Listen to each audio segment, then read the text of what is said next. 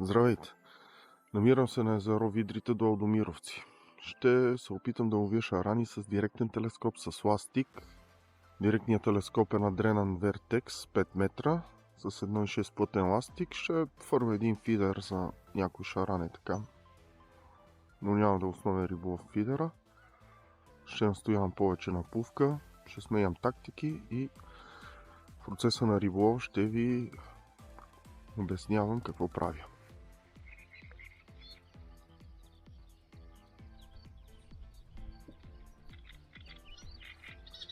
Откачи ми се товарния влак. Беше доста голяма риба, няма в никакъв шанс това телескоп.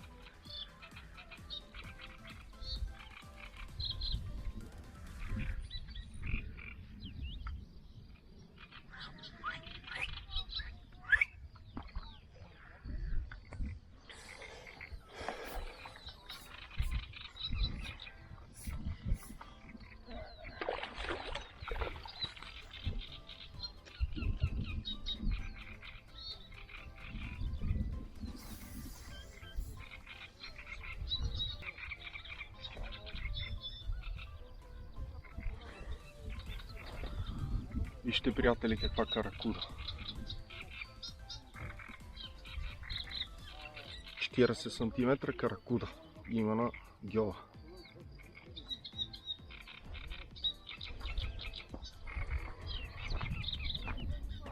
Ще я пуснем в живарника.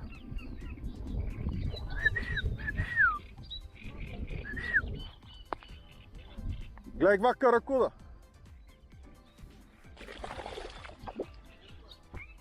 40 санта каракуда.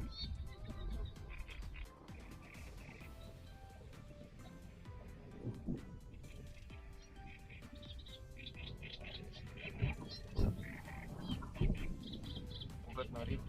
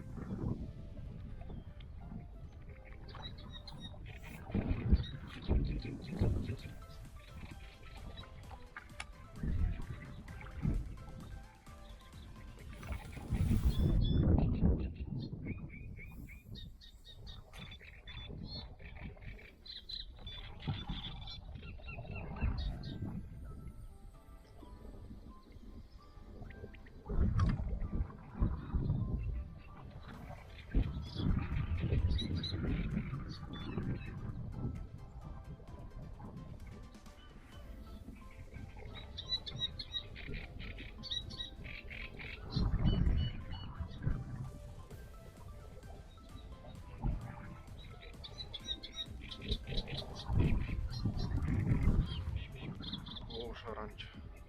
Кило.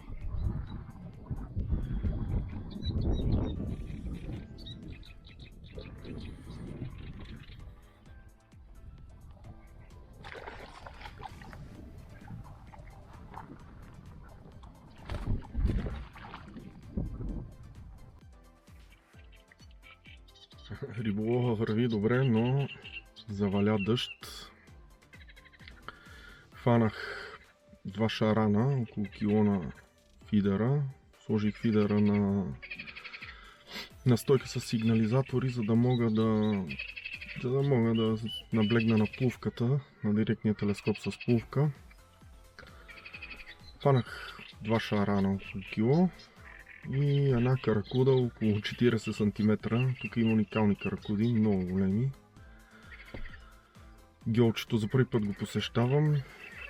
Хубаво е, чисто, окосено.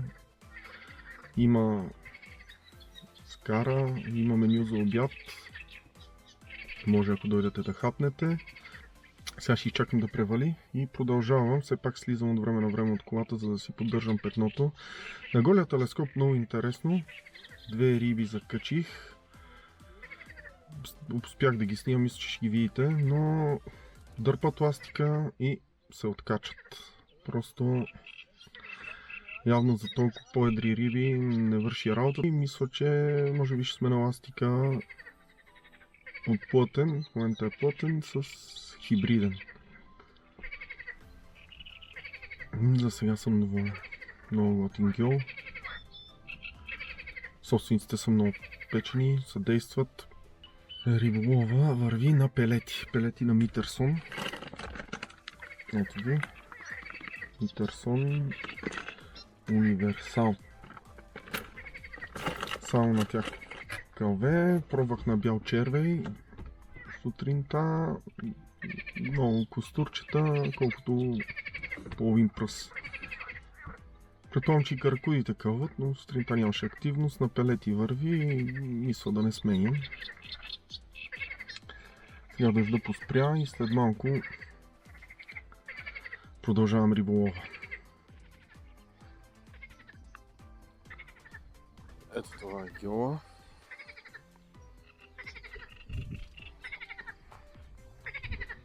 Чистичко, укосено. Може да си водите жените да ги запалите по риболова. Ето го моето сетче. Една фидер въдица с индикат, с сигнализатор, за да мога да наблегна на плувката. Директният телескоп го прибрах сега, защото вали. Сега ще го изкарам пак. На 5 метра почваме риболова. Малко захранка на Митерсон шаран, Black Carp, шоколад и портокал.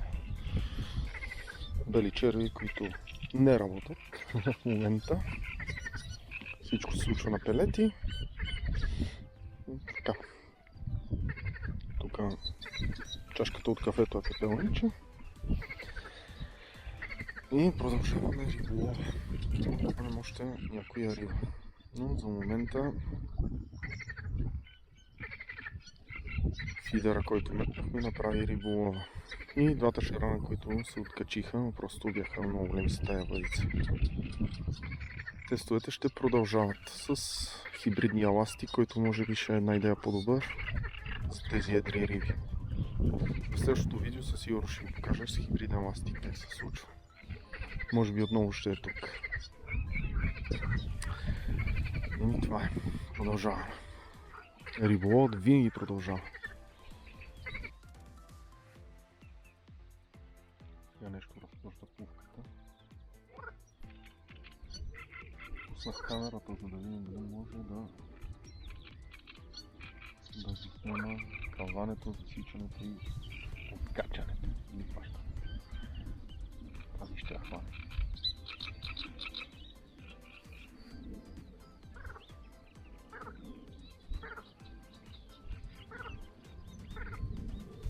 Така, приятели, приключи този страхотен риболов на това страхотно място.